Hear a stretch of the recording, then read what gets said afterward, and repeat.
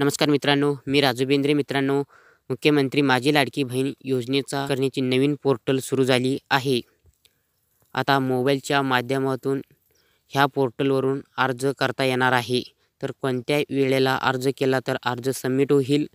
अर्ज करण्यासाठी कोणते कागदपत्रे लागणार आहेत? मोबाईलच्या माध्यमातून अर्ज कसा करायचा? A to Z प्रोसेस ह्या व्हिडिओच्या माध्यमातून मी देणार आहे. व्हिडिओला कुठे स्किप न करता शेवटपर्यंत पहा. आपल्या चॅनलवरती नवीन आला असाल तर आरबीटेक मराठी यूट्यूब चॅनलला सबस्क्राईब करून ठेवा. अशीच महत्त्वाची व्हिडिओ डेली आपल्या चॅनलवरती तुम्हाला पाहायला मिळतील मित्रांनो. आणि व्हिडिओला लाईक करा, जास्तीत जास्त मित्रांपर्यंत व्हिडिओ शेअर करा. तर चला मित्रांनो, व्हिडिओ सुरू करू.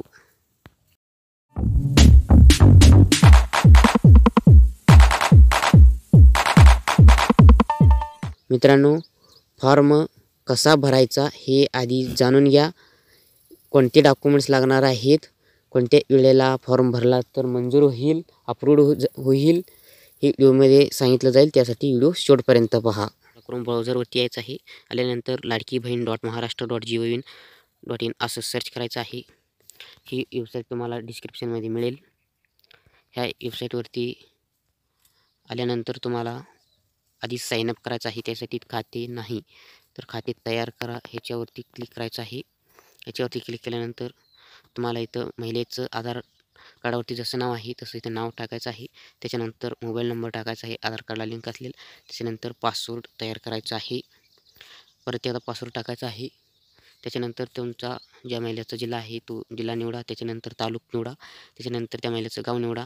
त्याच्यानंतर महानगरपालिका, नगरपालिका जे आहेत ते तुम्ही इथं निवडू शकता. त्याच्यानंतर ऑथोरिटीज पर्सन याच्यामध्ये सिलेक्ट केला तर तुम्हाला इथं सामान्य महिला, समाधान व्यक्ती, CRP, अंगणवाडी सेविका, ग्रामसेवक, वार्ड अधिकारी, सेतू, महानगरपालिका, बालवाडी सेविका, आशा सेविका, आपले सरकार सेवा केंद्र, सिटी मशीन मॅनेजर, CMS, मदत कक्ष प्रमुख, पर्यवेक्षक, शिक्षा मुख्य सेविका, अशा प्रकारे इथं तुम्ही जे आहेत ते निवडू शकता. आता तुम्ही जर स्वतः भरत असाल तर सामान्य महिला निवडायचा आहे. ग्रामसेवक असेल तर ग्रामसेवक, अंगणवाडी सेविका भरत असेल तर अंगणवाडी सेविका, वार्ड अधिकारी असेल तर वार्ड अधिकारी, सेतू ऑफिस असेल तर ते सेतू सिलेक्ट करा. आणि आपले सेवा केंद्र असेल तर ते सेवा केंद्र सिलेक्ट करा. आणि जे तुम्ही स्वतः भरत असाल तर तुम्हाला इथं सामान्य महिला सिलेक्ट करून इफेक्ट टर्म्स अँड कंडिशन ह्याच्यावरती राईट करायचं आणि इथं इफेक्ट करायचं आहे. इफेक्ट केल्यानंतर एक कॅप्चा दिसतो, तो सेम कॅप्चा टाकून इथं साईनअप, ह्या साईनअपवरती क्लिक करायचं आहे. तुम्हाला इथं वरती मेसेज येईल वर साईनअप इज सक्सेसफुल म्हणून. साईनअप इज सक्सेसफुल आल्यानंतर तुम्हाला इथं परत लॉग इन हा ऑप्शन दिसेल. अशा प्रकारे लॉग इन ऑप्शन दिसत आहे. तुम्ही जे आता मोबाईल नंबर टाकला होता तो मोबाईल नंबर आणि पासवर्ड क्रिएट केला होता तो पासवर्ड इथे टाकायचा आहे. आणि तसा कॅप्चा दिसतो तो कॅप्चा सेम टाकून लॉग इन याच्यावरती क्लिक करायचं आहे. लॉग इन सक्सेस म्हणून असं दिसेल. असंच तुम्हाला इंटरफेस ओपन झालेलं दिसेल. तुम्हाला 3 डॉटवरती क्लिक करायचं आहे कोपऱ्यामध्ये. झूम करून जातो. ह्याच्यावरती क्लिक केल्यानंतर तुम्हाला झूम आउट करून मुख्यमंत्री माझी लाडकी बहीण योजनेचं अर्ज ह्याच्यावरती क्लिक करायचं आहे. ह्याच्यावरती क्लिक केल्यानंतर तुम्हाला पहिला आधार नंबर टाकायचा आहे ज्यांचं फॉर्म भरणार आहे त्यांचा. त्याच्यानंतर खाली जो कॅप्चा दिसतो तसा कॅप्चा सेम टाकायचा आहे. आता मी इथं कॅप्चा टाकून घेत आहे. कॅप्चा टाकून घेतल्यानंतर तुम्हाला खाली सेंड OTP ह्याच्यावरती क्लिक करायचं आहे. जर सर्व्हर प्रॉब्लेम असेल तर थोडं वेट करा, परत एकदा ट्राय करा. मी परत एकदा कॅप्चा एंटर करतो आणि सेंड OTP ह्याच्यावरती क्लिक करतो.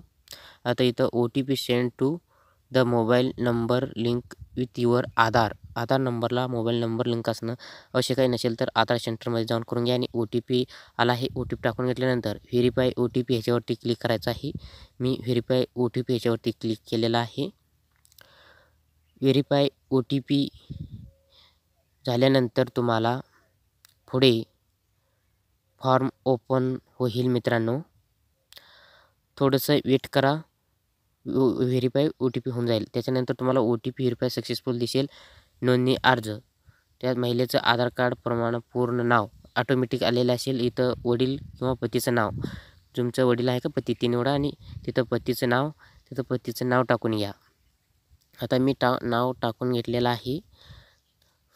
माहिती नाव टाकून घेतल्यानंतर महिलेचं लग्नापूर्वीचं नाव महिलेचं लग्नापूर्वीचं जे नाव आहे ते तुम्हाला इथं टाकून घ्यायचं आहे. ते टाकून घेतल्यानंतर तुम्हाला विवाहिक म्हणजे स्थिती निवडा. महिला विवाहित आहे का, अविवाहित आहे किंवा घटस्फोटित आहे का, विधवा आहे का, निराधार आहे, ते जे आहेत ते तुम्हाला निवडा. आता मी इथं विवाहित निवडला आहे. जन्मतारीख ऑटोमॅटिक आलेला असेल. तुम्हाला आता आपण महाराष्ट्रात जन्म घेतलेला आहात का, तर इथं तुम्ही महाराष्ट्रात जन्म घेतला असेल तर होय म्हणायचं आहे, नसेल तर नाही म्हणायचं आहे. आता आधार कार्डनुसार पत्ता ऑटोमॅटिक आलेला असेल, अर्जदाराचा संपूर्ण पत्ता आणि पिनकोड. तुम्हाला तिथं अर्जदाराचा जिल्हा निवडायचा आहे. जो जिल्हा आहे तो इथं तुमचा जिल्हा निवडून घ्यायचा आहे.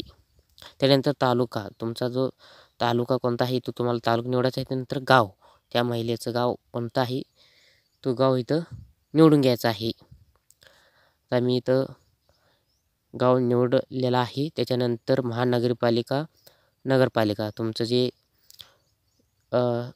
नगरपालिका आहे ती तुम्ही निवडू शकता. त्याच्यानंतर सिलेक्ट तुमचा मतदारसंघ निवडायचा आहे. आता मी इथं माझा मतदारसंघ निवडलेला आहे. त्याच्यानंतर मोबाईल नंबर टाकायचा आहे. मोबाईल नंबर टाकल्यानंतर शासनाचे इतर विभागामार्फत राबविण्यात आलेली योजनाचे लाभ मिळतात का, तुम्हाला इथं नाही असं म्हणायचं आहे.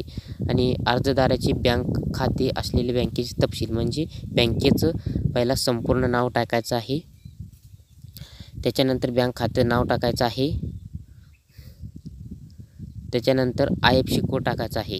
त्याच्यानंतर तुम्हाला इथं आपल्या बँक खात्याला आधार कार्ड लिंक आहे का, तर होय म्हणायचं आहे. इथं होय, इथं हे लक्षात असू द्या. त्याच्यानंतर खाली उल्लेख केलेले सर्व कागदपत्र अपलोड करा.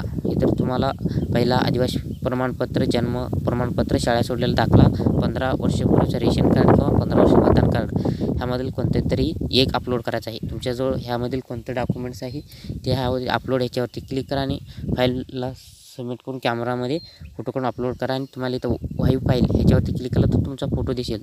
त्यानंतर पुढे तुम्हाला केशरी रेशन कार्ड किंवा पिवळे रेशन कार्ड आहे का, हे तर होय करायचं आहे. आणि पहिला पुढील पेज रेशन कार्ड अपलोड करायचं आहे. त्याच्यानंतर दुसरा रेशन कार्ड दुसरा बाजू ह्याच्यावर अपलोड करून तुम्हाला मागील पेज अपलोड करायचं आहे. त्याच्यानंतर अर्जदाराचं हमीपत्रावरती दिनांक आणि सही करून अपलोड करायचं आहे. त्याच्यानंतर महिलेचं फोटो आहे ना, तो फोटो तुम्हाला लाईव्ह फोटो काढून घ्यायचा आहे किंवा कॉपी फोटो असेल तर तो अपलोड करायचा आहे. आता मी इथं हे सर्व डॉक्युमेंट्स अपलोड केलेलं आहे. तुम्ही सर्व डॉक्युमेंट्स इथं वाईव फाईल याच्यावरती क्लिक करून बघू शकता. आता खाली हमीपत्र ह्याच्याला स्वीकार करायचं आहे. म्हणजे हमीपत्र स्वीकार करायचं आहे. राईट चेक करून सबमिट करायचं आहे. फॉर्म सबमिट केल्यानंतर तुम्हाला नोंदणी फॉर्म पुनरावलोकन तुमची सर्व माहिती इथं दिसेल. मित्रांनो, ऑटोमॅटिकली माहिती आलेली असेल.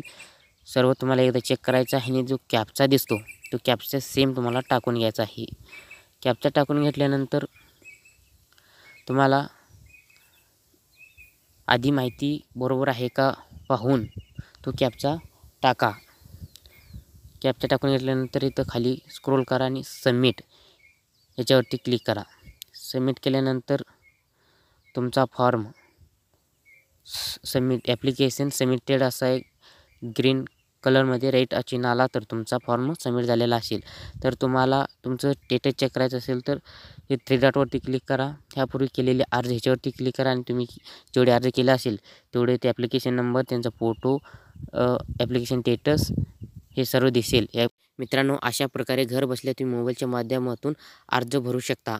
तर मित्रांनो, आता अपलोड करण्यासाठी लागणारे डॉक्युमेंट्स पहा.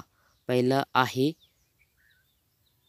15 वर्षाचं पूर्वीचं रेशन कार्ड किंवा मतदान कार्ड किंवा जन्मदाखला किंवा आदिवासी प्रमाणपत्र किंवा शाळा सोडलेला दाखला ह्यामधील कोणते तरी एक डॉक्युमेंट्स पहिला अपलोड करा. त्याच्यानंतर 15 वर्षापूर्वीचं रेशन कार्ड हा पुढील पेज आणि मागील पेज दोन्ही अपलोड करा.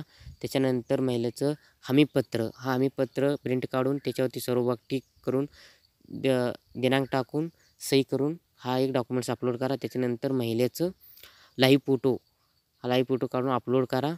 हे डॉक्युमेंट्स जर तुम्ही अपलोड केला आणि माहिती भरताना आधार कार्डावरतून भरा, मोबाईल नंबर लिंक असलेला असं भरला तर तुमचा फॉर्म मंजूर होईल. तर आता कोणत्या वेळेला फॉर्म भरायचा, तर मित्रांनो पहाटे 4 ते 6 जर तुम्ही फॉर्म भरला तर तुम्हाला कोणतंही सर्व्हरचं प्रॉब्लेम येणार नाही आणि तुम्ही इझिली फॉर्म भरू शकता आणि तुमचा फॉर्म मंजूरसुद्धा होणार आहे. काही अडचण येणार नाही. सर्व OTP येतील, व्हेरीफाय होईल फॉर्म. अशा प्रकारे तुम्हीसुद्धा घरबसल्या फॉर्म भरू शकता. हा व्हिडिओ जास्तीत जास्त मित्रांपर्यंत शेअर करा, व्हिडिओला लाईक करा, चॅनलला सबस्क्राईब करायला विसरू नका. इथंच थांबतो, परत व्हिडिओमध्ये भेटूया. धन्यवाद. जय महाराष्ट्र.